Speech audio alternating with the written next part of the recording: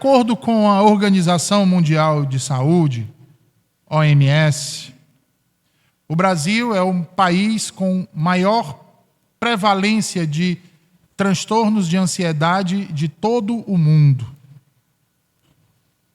Se os dados do Ministério da Saúde do governo federal estiverem corretos, eles nos revelam que o número de pessoas com ansiedade generalizada no Brasil aumentou em mais de 200% na rede pública desde o ano que antecedeu ao período da pandemia.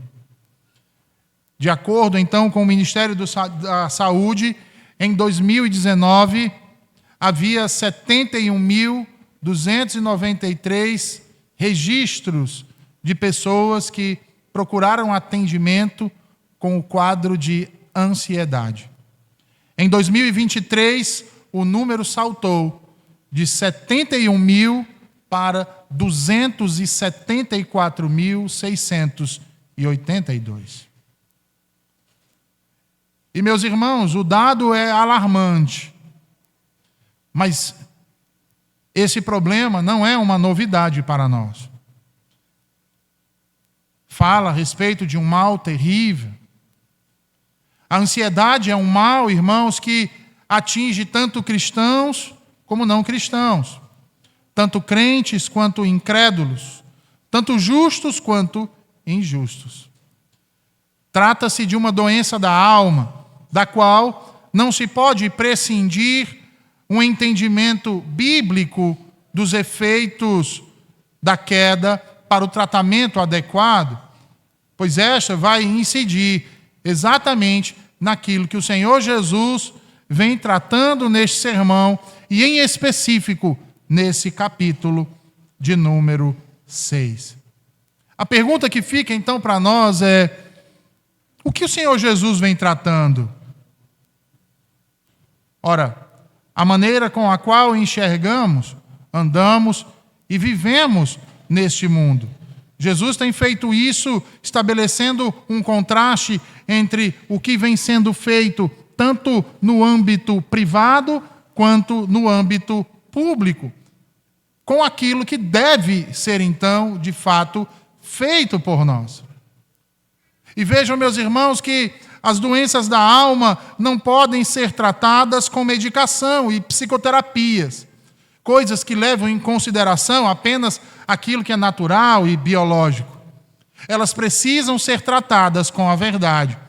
Elas precisam ser tratadas com aquilo que diz respeito ao espírito, com aquilo que diz respeito ao coração humano como um todo, mente, sentimento ou emoções e a própria vontade. A ansiedade pecaminosa é uma doença cujos alicerces, irmãos, estão afixados na queda, no pecado, e como tal, só pode ser tratada mediante a confrontação pela palavra de Deus. Essa é a razão porque a ciência torna-se, então, desqualificada para isso. Os remédios de nada mais vão lhe servir, senão para entorpecer-lhe a alma. O seu efeito é o mesmo de uma bala de hortelã para quem está com a garganta inflamada e cheia de pus.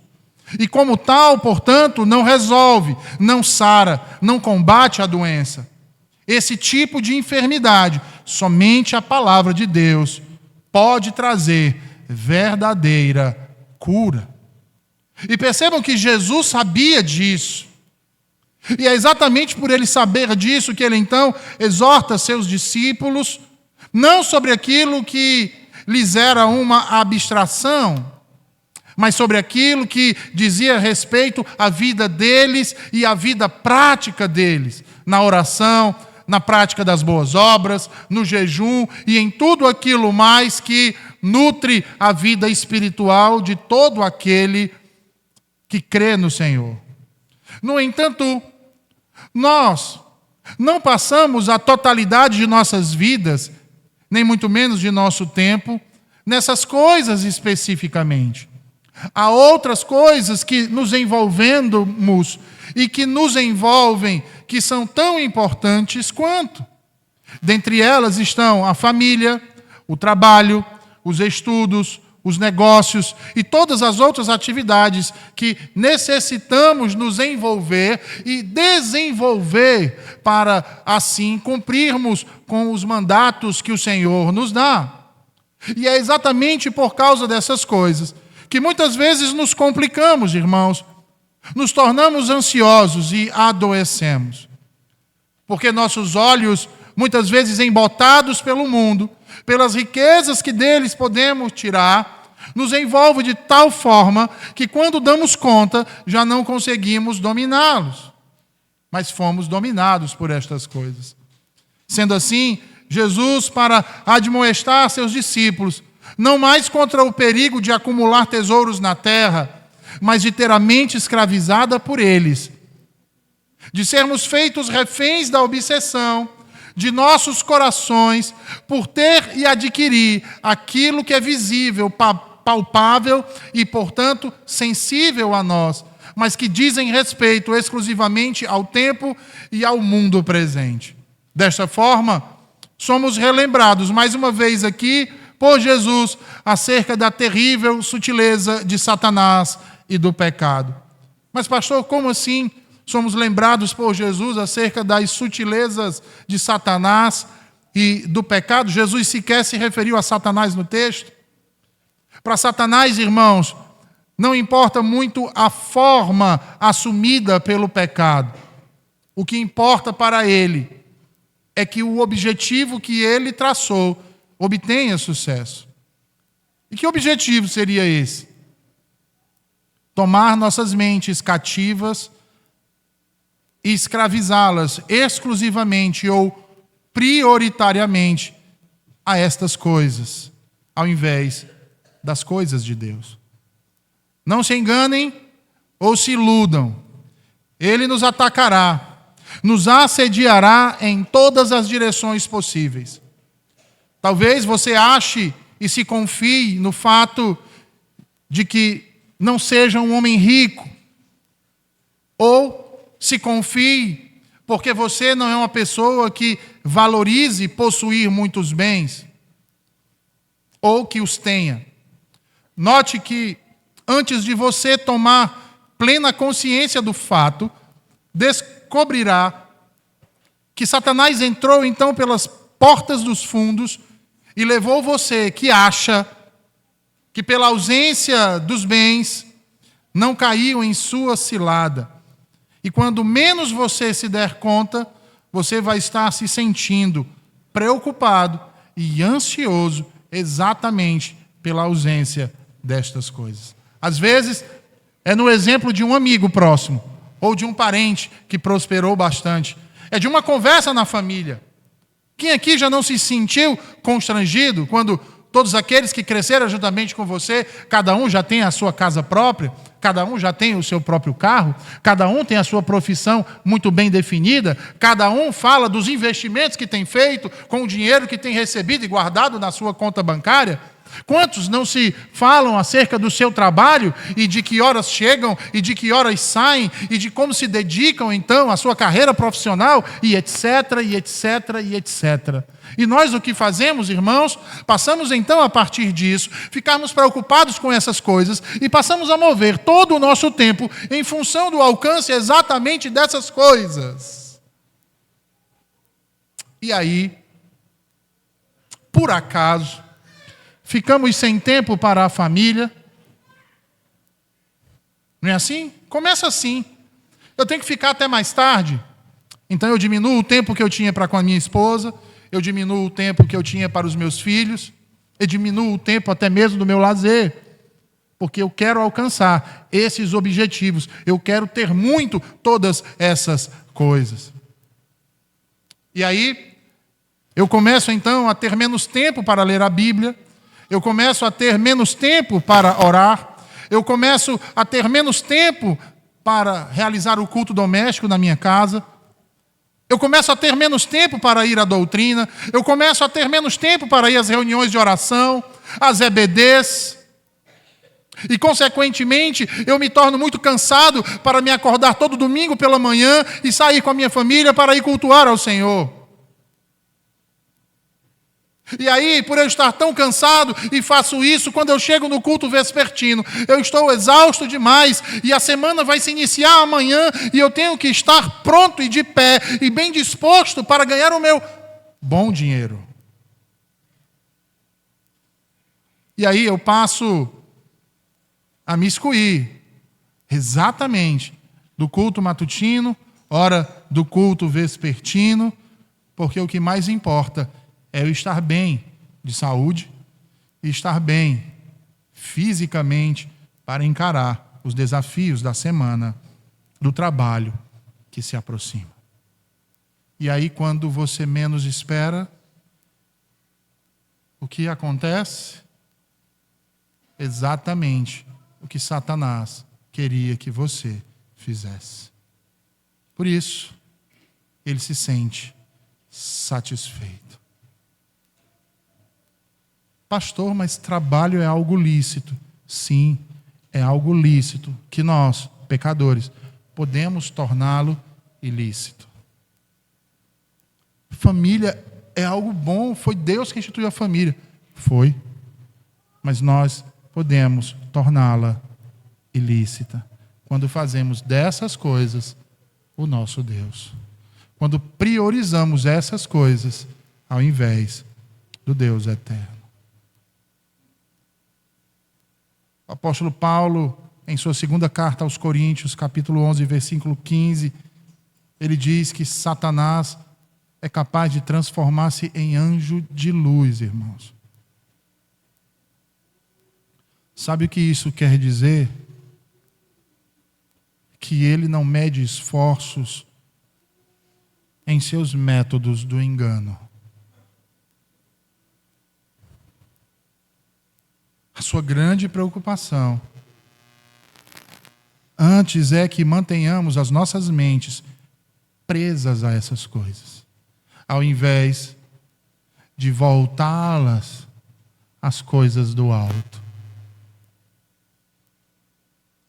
Mas felizmente para nós, estamos sendo guiados por alguém que conhece a Satanás e aos seus métodos. E se porventura podemos dizer, juntamente com o apóstolo Paulo, não lhe ignoramos os desígnios. E isso se deve ao fato, irmãos, que fomos ensinados e temos sido instruídos pelo Senhor Jesus Cristo, propriamente em sua palavra. Vejam quão sutil foi a tríplice tentação ao qual nosso Senhor foi sujeito. Lembra de como Satanás o abordava? Se és filho de Deus. É sobre isso que Jesus nos instrui nessa passagem, meus irmãos. E seu ensino reveste de forma perfeitamente clara e explícita aqui quanto a essas coisas. E exatamente se torna assim porque o Senhor sabe quão frágeis nós somos. E sabe também o poder que tem Satanás e suas terríveis sutilezas. Razão pela qual ele nos dá tantos detalhes e nos ilustra de modos subsequentes e de maneira tão brilhante.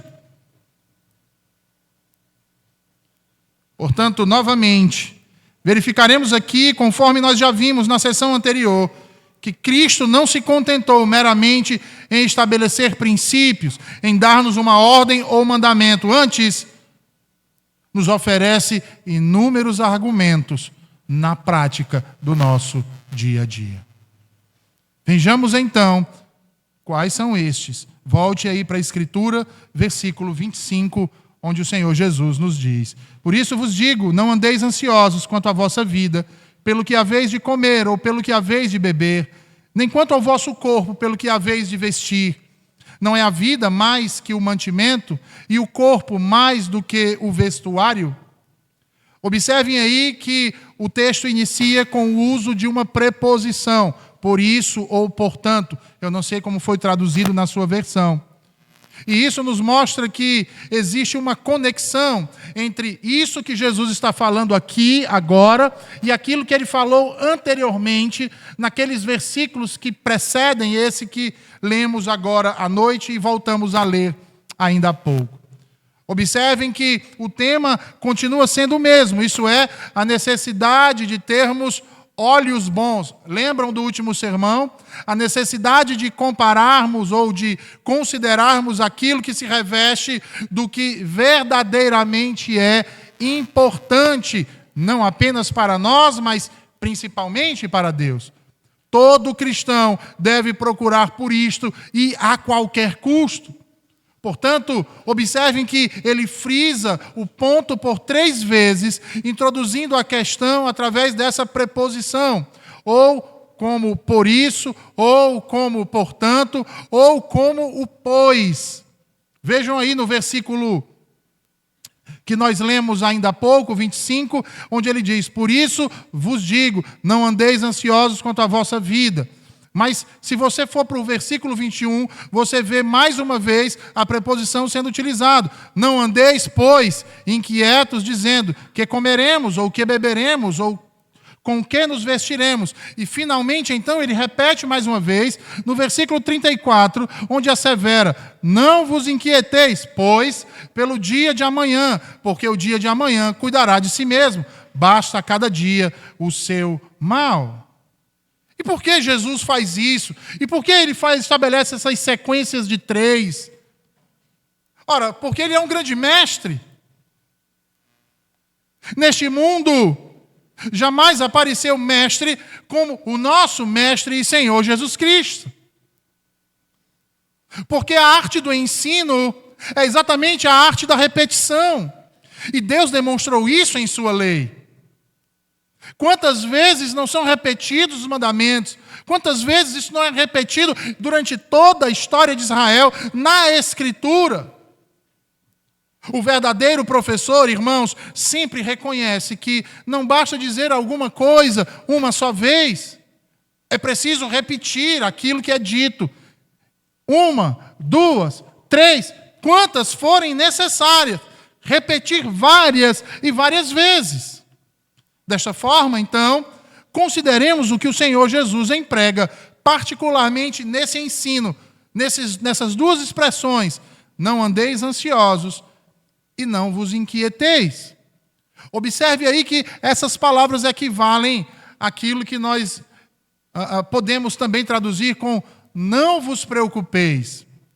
Por que não vos preocupeis? Ora, nas 2 ocasiões citadas aqui, o verbo utilizado é o mesmo, meriminao, um verbo grego, cujo significado é preocupar, ou andar preocupado, ou estar ansioso. Esse verbo aponta para algo que divide, algo que separa, ou que distrai a atenção. Um vocábulo que é frequentemente utilizado nas Escrituras e principalmente no Novo Testamento. Quando a mente do indivíduo está dividida, irmãos, em segmentos ou compartimentos, não funciona então como deveria, não funciona como um todo. Por conseguinte, não pode ser chamada de olho bom. Olho bom. Antes trata-se de um olho mau. Por que um olho mau? Ora, nós já vimos isso. Porque nessa atitude há uma espécie de visão dupla. Um olhar turvo, lançado para 2 direções simultaneamente. Um olhar que realmente não pode ver coisa alguma como é de fato, ou de modo evidente. Logo, é isso que significa andar ansioso, andar inquieto aqui. E uma boa ilustração dessa realidade pode ser visto, irmãos, no exemplo de Marta e Maria, quando o Senhor esteve hospedado na casa daquelas 2 mulheres, e Lucas retrata isso no capítulo 10, e versículos 38 ao 42. Você vai lembrar, irmãos, que Jesus responde a Marta dizendo: Marta, Marta, andas inquieta e te preocupas com muitas coisas. Lembram disso, irmãos? Ora, esse é o verdadeiro sentido dessa expressão, para não andarmos ansiosos. Marta estava ansiosa demais, pensando em muitas coisas ao mesmo tempo, vendo muitas coisas ao mesmo tempo, sem conseguir decidir por aquilo que de fato era prioridade. E o que Jesus diz nos versículos antes, irmãos? Se os teus olhos forem maus, todo o teu corpo será mau. Que terríveis trevas. Marta estava dividida entre duas coisas, mas Maria não. Percebem isso? Olha o contraste.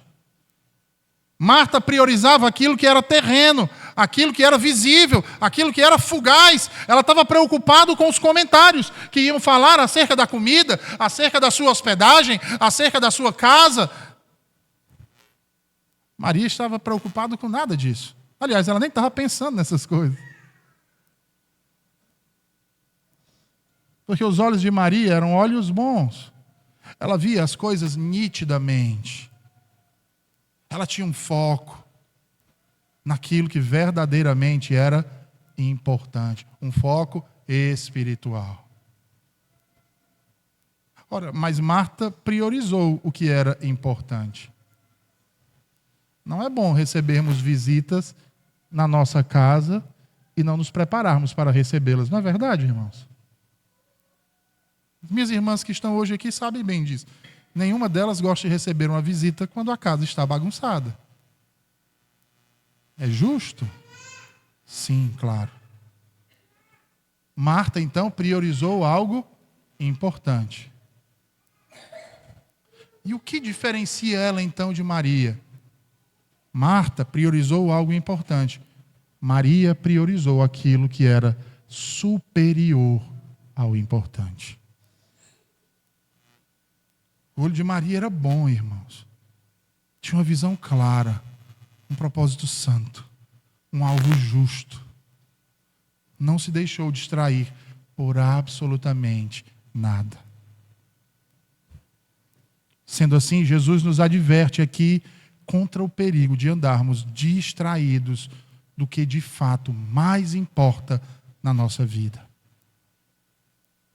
E isso por causa da ansiedade pelas coisas terrenas, de cuidados e preocupações com coisas desta vida, os interesses, e nós podemos utilizar essa linguagem, irmãos. Interesses mundanos,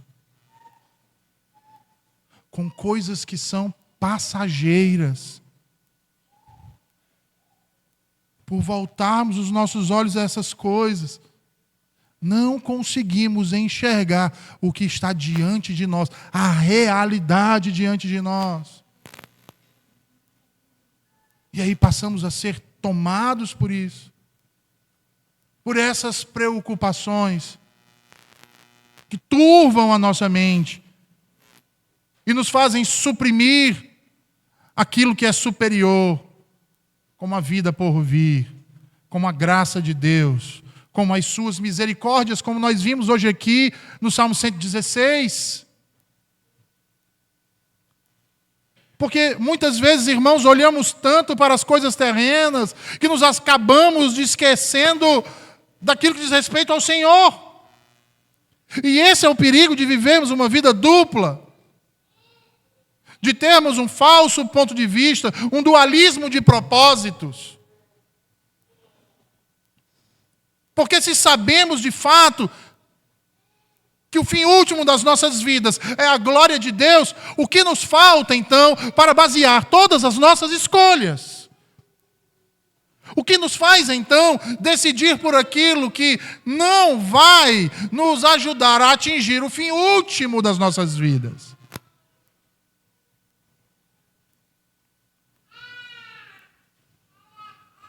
Por isso é que Jesus olha para os seus discípulos e diz: não andeis ansiosos quanto à vossa vida, pelo que haveis de comer, ou pelo que haveis de beber, nem quanto ao vosso corpo, pelo que haveis de vestir. Não é a vida mais do que o mantimento, e o corpo mais do que o vestuário?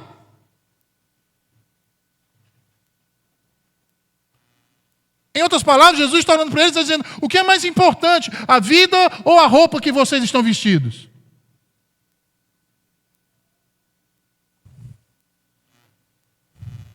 O que adianta vocês andarem preocupados com as roupas de vocês, se na cova elas não vão fazer diferença nenhuma?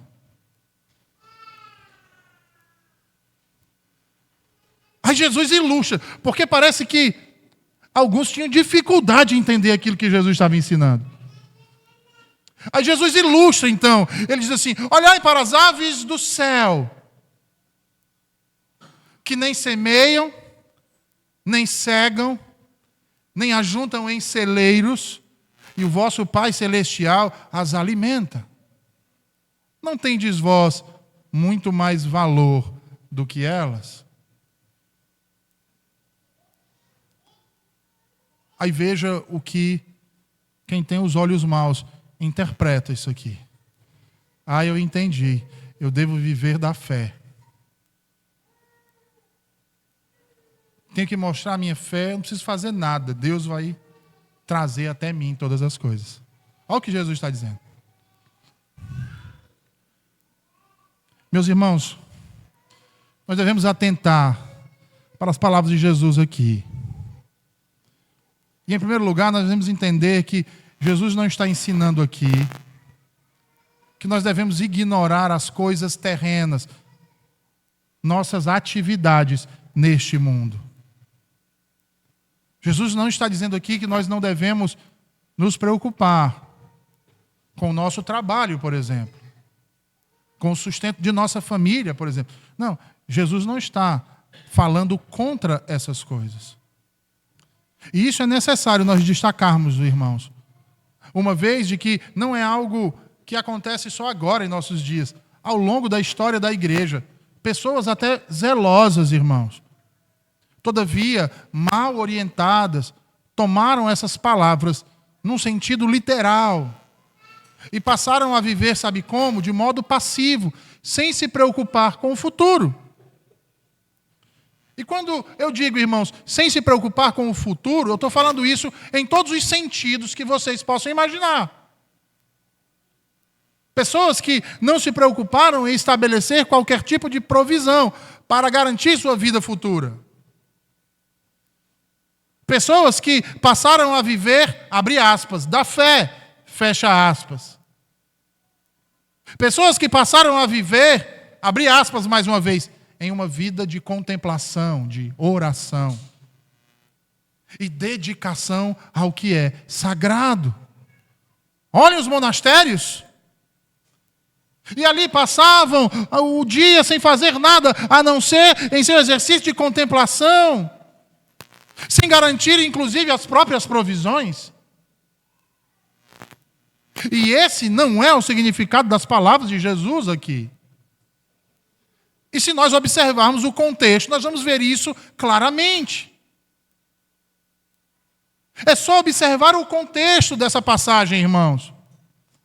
Se nós fizermos o básico de uma interpretação textual e atentarmos para o contexto em que ela está inserida, nós vamos evitar muito erro interpretativo. E dentre esses erros, esse que é um dos piores. E nós podemos fazer isso à luz da própria ilustração que Jesus fala aqui. Olha aí o que Jesus fala. Jesus traz uma ilustração acerca do que, irmãos? Aves do céu. Ele diz: olhai para as aves do céu, que nem semeiam nem cegam. Não é assim que está escrito?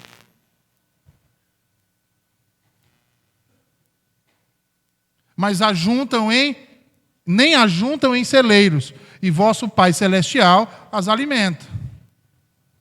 Irmãos, não há uma defesa de passividade aqui. É só usar um pouco da lógica, irmãos. Vocês já viram alguma ave pendurada no galho, alguma ave pendurada no galho de uma árvore, ou num poste, esperando até que o alimento caia do céu e entre no bico dela? Vocês já viram isso? Eu não conheço nenhuma. Eu não conheço uma sequer.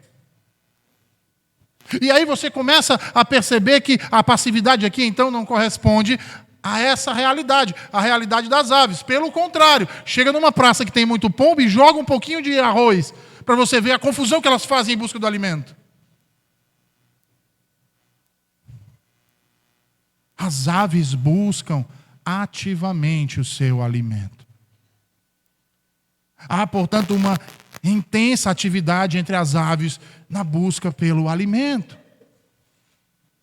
E isso por si só, irmãos, na ilustração de Jesus, exclui inteiramente a possibilidade de interpretarmos o ensino de Jesus envolvendo uma espécie de espera passiva por Deus, sem que nós façamos qualquer coisa.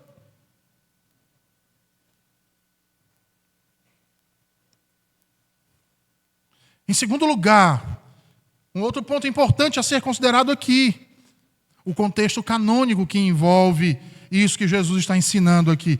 Nosso Senhor jamais condenou, irmãos, os agricultores por ararem o terreno, por semearem, por colherem e, finalmente, juntarem em celeiros a safra do ano. Não há condenação nisso. Deus nunca condenou isso, Jesus nunca condenou essa atividade. Aliás, foi ordem de Deus que o homem tinha que viver do suor do seu rosto. O mesmo princípio aqui das aves, irmãos, se você observar, se aplica aos lírios do campo. De onde é que os lírios do campo extraem o seu sustento? Se não da terra em que foram plantados. E isso, em especial, se os considerarmos à luz do ensino bíblico de outros relatos. Em outros trechos, o princípio é o mesmo. O mesmo que faz o apóstolo Paulo, quando escreve em sua segunda carta aos Tessalonicenses, lá no capítulo 3, versículo 10, exortá-los dizendo o seguinte: aquele que não trabalha, pois não coma. Olha o que Paulo está dizendo. Vocês têm noção do que é isso aqui, irmãos? Que a gente pensa que essas coisas só acontecem nos nossos dias, né? Mas isso é antigo. O camarada estava lá na igreja o dia todo dizendo que era santo, orando. Não, eu estou aqui orando, estou orando por cada um de vocês. Não queria pregar um prego numa barra de sabão. Paulo está dizendo, a igreja não é lugar de vagabundo, não. Se não trabalha, pois que não coma.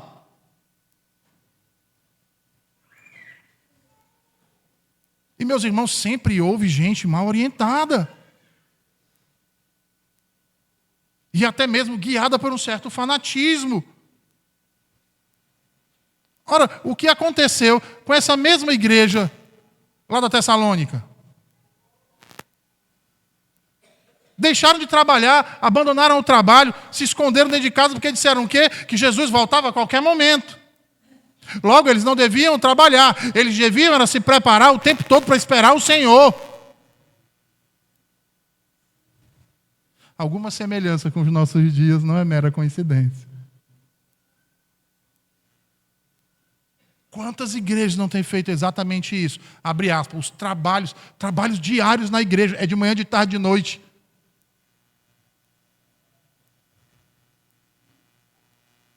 E aí é a mulher que não quer mais saber de cuidar da casa, não quer saber de cuidar dos filhos, porque está o dia todo dentro da igreja dizendo que está buscando a Deus. Não, eu estou buscando a Deus, é um trabalho santo, eu sou missionária, eu sou pregadora, eu sou profetisa, eu sou isso, eu sou aquilo.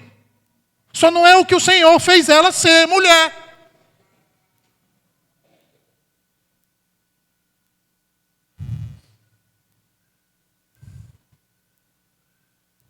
Está longe de ser igual àquela mulher de Provérbios 31, que é a mulher ideal da Escritura.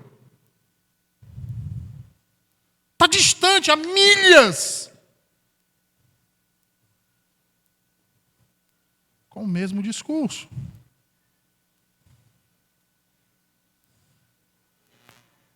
A estes, diz Paulo, quem não quer trabalhar, que também não coma. Irmãos, nós não estamos aqui. Eu não preciso dar uma aula de hermenêutica para vocês. Eu estou tratando de coisas simples. Simples considerações textuais que nos ajudam a entender a verdade e nos protegem de cair em ridículas e distorcidas interpretações.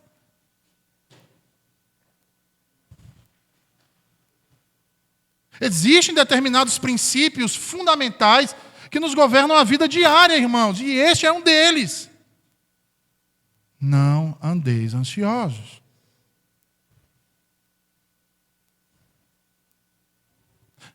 Paulo aprendeu muito bem isso. Filipenses 4, versículos 6 e 7. Abra aí as suas Bíblias em Filipenses 4, versículos 6 e 7.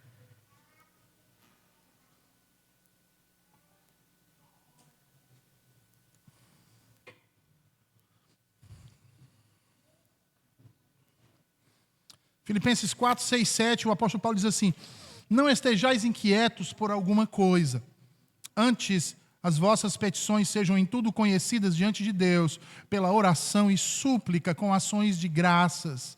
E a paz de Deus, que excede todo o entendimento, guardará os vossos corações e os vossos pensamentos em Cristo. Como é evidente, uma vez mais, há aqui qualquer tipo de injunção que possa pender para um tipo de ócio. Não há, irmãos. Pelo contrário, Paulo fala acerca de uma ação, não de uma omissão. Nessas palavras nós encontramos uma advertência acerca da ansiedade, acerca da nossa tendência à preocupação com as coisas que são disformes e que tão constantemente afligem as nossas vidas. Nos adoecem, e não poucas vezes, irmãos. Não se admirem, mas tem gente dentro das igrejas doentes por causa da ansiedade. Vão em tudo quanto é médico e o médico diz os resultados dos exames, é tudo. Não, você não tem nada. Você não tem nada. Não, mas eu estou doente.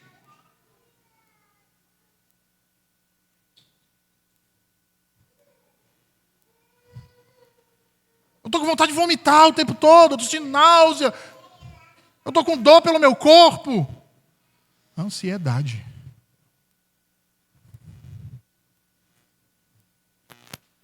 Logo, não pode haver dúvida alguma acerca do real perigo envolvido em toda essa questão, irmãos. Porque no momento em que nós paramos para considerar e para examinar a nós mesmos, descobrimos que não somente estamos desprotegidos desse perigo, mas também, com frequência, já sucumbimos diante do mesmo. Já parou para pensar?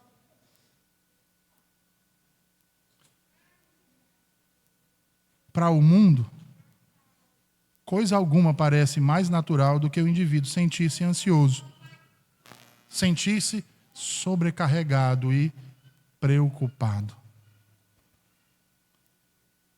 Como diz Martin Lloyd Jones, trata-se de uma peculiar forma de tentação que, conforme alguns opinam, ataca principalmente as mulheres e especialmente aquelas responsáveis pelo trabalho doméstico.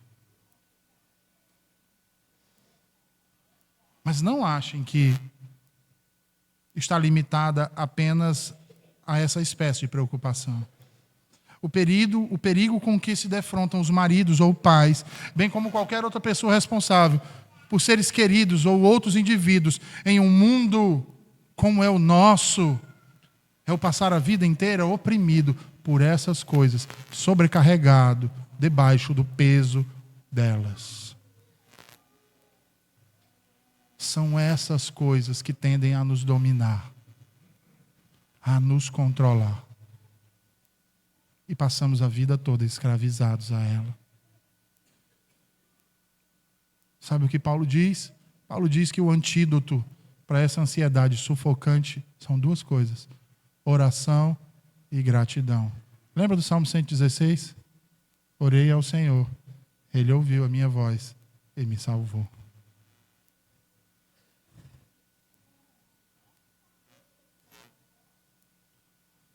A maioria de nós acha consideravelmente, irmãos, mais fácil recuar para um canto e reclamar, ruminar nas circunstâncias que nos preocupam. Sabe aquela pessoa que passa o tempo todo com a síndrome do Harvey? Eu não sei se os irmãos aqui lembram desse desenho animado, que tinha uma hiena e um leão. A hiena era o Harvey. O Harvey vivia assim, ó dia, ó vida, ó azar.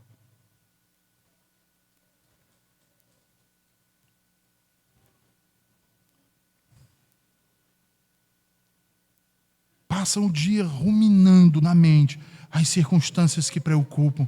Sabe por quê? Porque foge do controle delas e isso as adoece.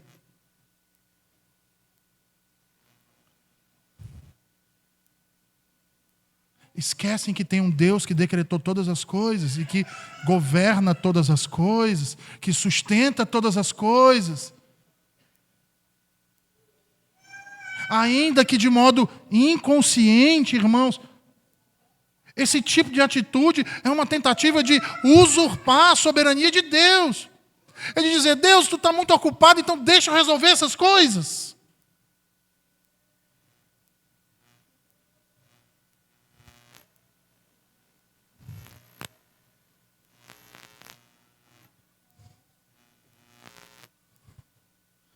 E essas pessoas dificilmente gostam de levar essas coisas a Deus em oração.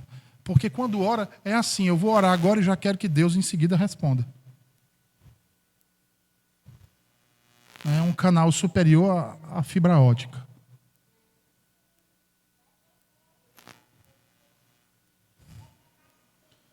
Quão fácil e quão infrutífero, irmãos, é escolhermos sentar e ficar preocupados, permitindo que a ansiedade nos paralise, em vez de nos ajoelharmos e clamarmos por auxílio ao Senhor. Pare para pensar nisso. Sabe por que nós fazemos isso? Ou melhor, sabe por que nós devemos fazer isso? Porque Paulo está mandando. Mas Paulo tem uma razão para dizer para nós fazermos isso. Sabe qual é essa razão? Porque Paulo sabe que a oração engole a pergunta: como vou lidar com isso?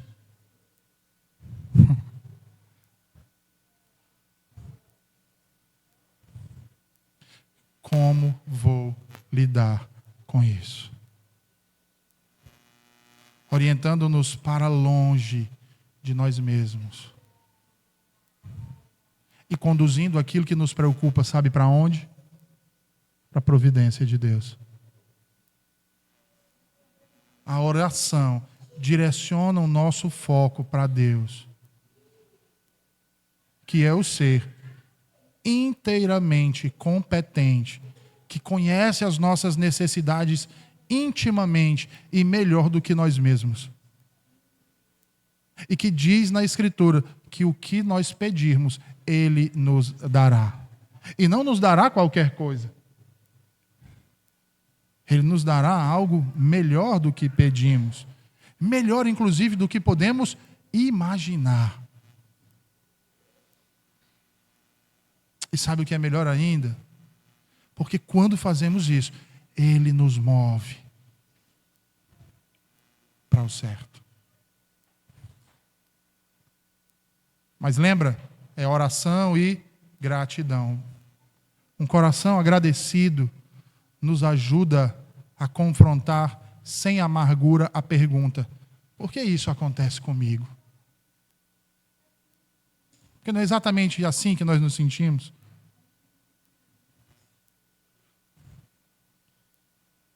A gratidão nos auxilia a lembrar das promessas de Deus, evitando que venhamos a sucumbir num sentimento pecaminoso de autocomiseração.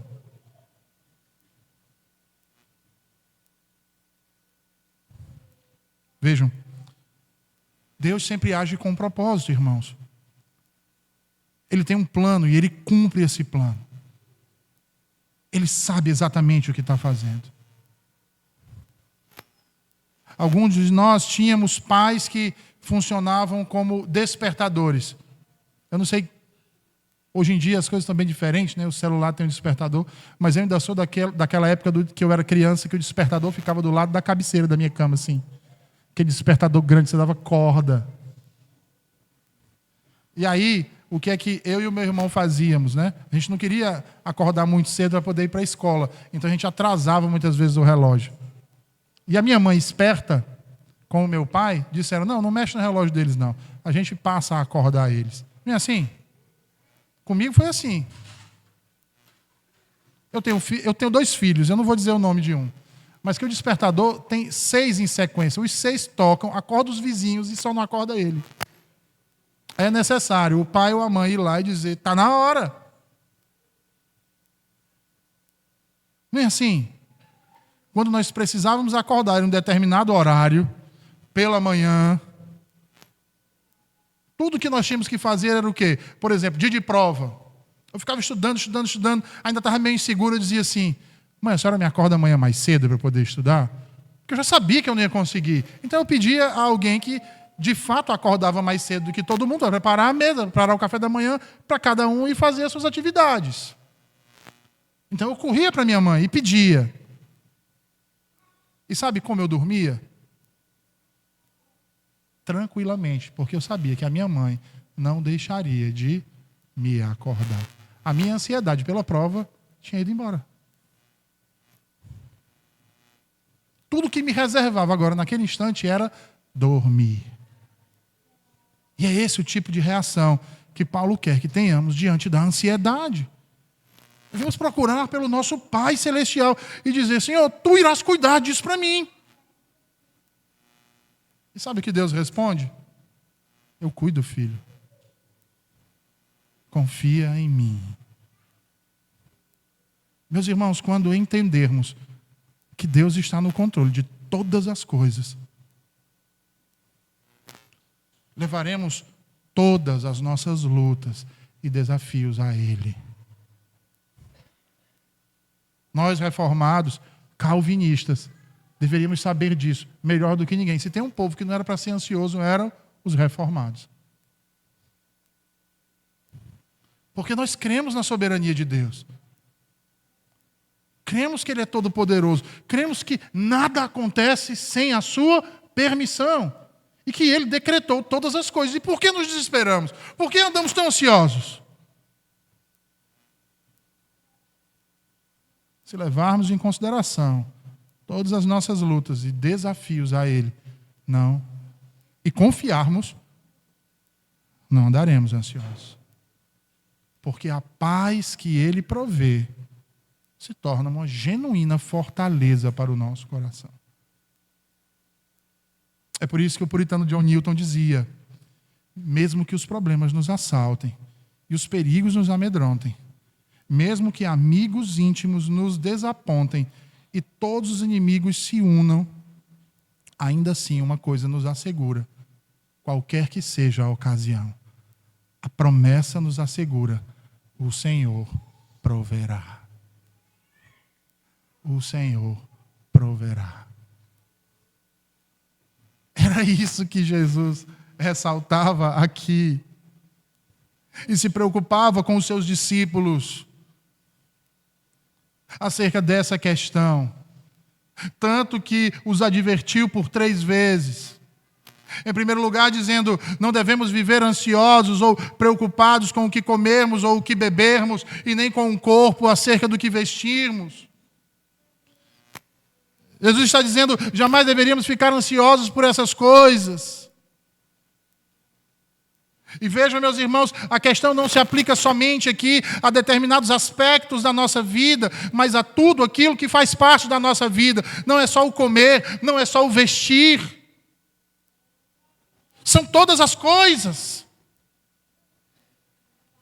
E sendo assim, tendo dado a sua ordem, ato contínuo, Jesus nos oferece uma razão geral para que a observemos. Vejam aí o que ele diz: não é a vida mais do que o mantimento e o corpo mais do que o vestuário? Você sabe o que Jesus queria dizer com isso? Perceba que as palavras de Jesus aqui são extremamente profundas e poderosas. Elas nos confrontam, irmãos, e nos levam a pensar em quão propensos ao mal nós nos mostramos por nos esquecermos da realidade de seu poder, de sua providência. É como se o Senhor tivesse dito: considerem essa sua vida, a respeito da qual vocês tendem por preocupar-se e ficar ansiosos. Parem e pensem um pouco, como é que vocês obtiveram essa vida?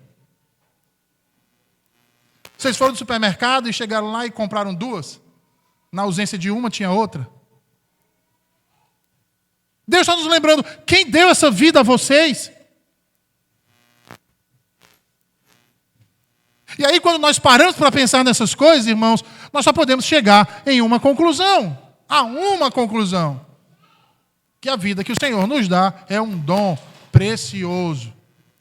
E como um dom, ela é uma graça.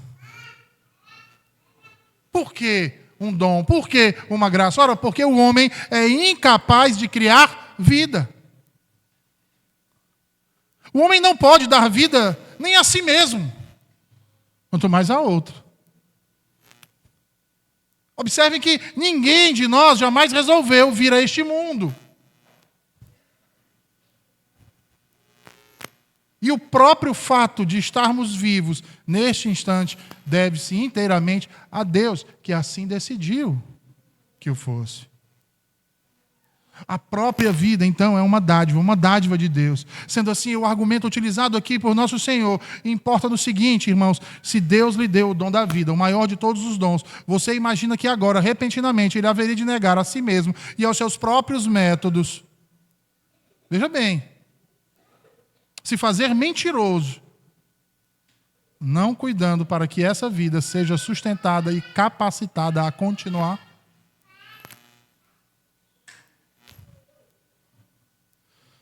O grande ponto é porque nós queremos viver de acordo com a nossa vontade e não de acordo com a vontade de Deus. Aí Deus nos diz: eu tenho a minha forma de fazer as coisas.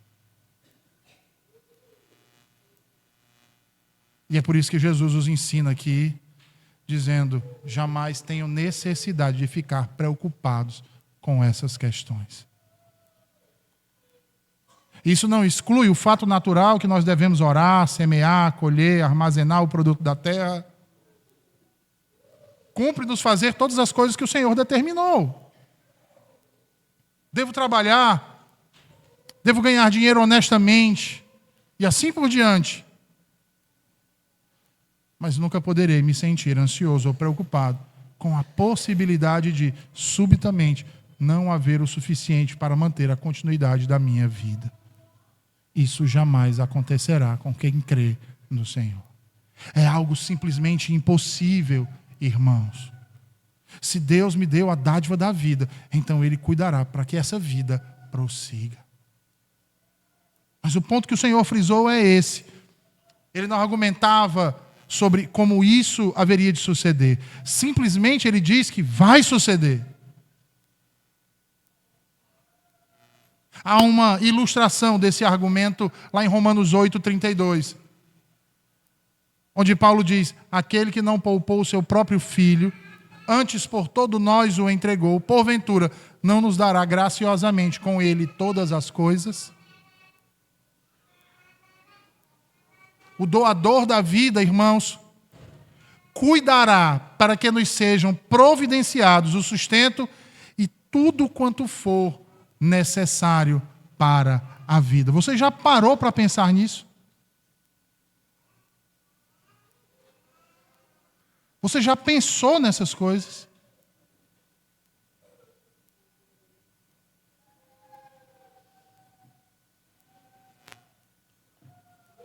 Sendo assim,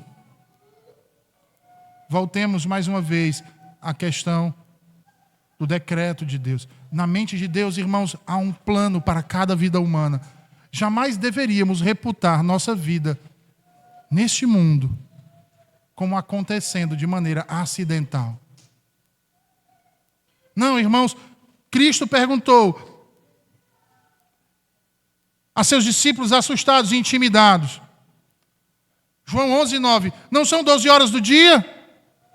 Ora, precisamos indagar isso de nós mesmos. Podemos estar certos de que Deus tem um plano e um propósito para as nossas vidas. E que esse plano e propósito são postos em execução no nosso dia a dia. Assim sendo, nunca poderíamos ficar ansiosos acerca de nossa vida, acerca de nosso sustento e de nossa continuação. Não deveríamos ficar ansiosos se porventura nos encontrássemos em uma área atingida por uma tempestade ou em alto mar, com um avião que estivesse funcionando mal, prestes a cair. Não deveríamos ficar preocupados. Porque todos esses temores são abolidos quando realmente nos apropriamos da vida e do corpo como dádivas de Deus, originando-se em Deus e nos sendo dadas por Deus. Veja, ele não dá início a um processo dessa ordem somente para permitir que continue ao mero acaso, irmãos, de modo nenhum, pois uma vez que o Senhor deu início ao processo da vida, Ele providencia para que ela continue.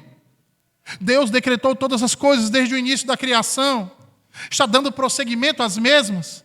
O propósito divino para a humanidade e o propósito de Deus para o indivíduo certamente serão cumpridos, cabalmente, todos eles cumpridos. Isso foi no que creram os grandes heróis da fé de Hebreus 11. Foi essa fé que manteve aqueles homens em avanço perene. Com grande frequência, eles não puderam compreender tudo aquilo que lhes sucedia, mas exclamavam constantemente: Deus sabe de todas as coisas e Deus cuida de nós. Literalmente, eram dotados de uma confiança extrema no Senhor, porque sabiam quem era aquele que os havia trazido à existência, e mais, quem era aquele que os havia ressuscitado da morte, do tremedal de lama e libertado do domínio do pecado. Ele sabia que Deus cuidava deles. E por tê-los tirado de onde tirou, jamais os abandonaria. Sem a menor dúvida, eles sabiam que Ele haveria de sustentá-los e guiá-los em sua jornada até o fim do mundo. Até aquele dia em que seriam acolhidos nas moradas celestiais, onde passariam toda a eternidade. Por isso, lembrem-se, irmãos, não andeis ansiosos pela vossa vida, quanto ao que haveis de comer ou beber, nem pelo vosso corpo, nem pelo que haveis de vestir. Não é a vida mais do que o alimento, e o corpo mais do que as vestes? Quando se sentir ansioso, lembrem-se dessas palavras. Orem, meditem, porque no momento em que você assim o fizer, desaparecerão os seus cuidados, as suas preocupações e ansiedades. E como um filho do Pai Celeste, você caminhará em paz e serenidade em direção à eternidade que Ele nos promete. Vamos orar?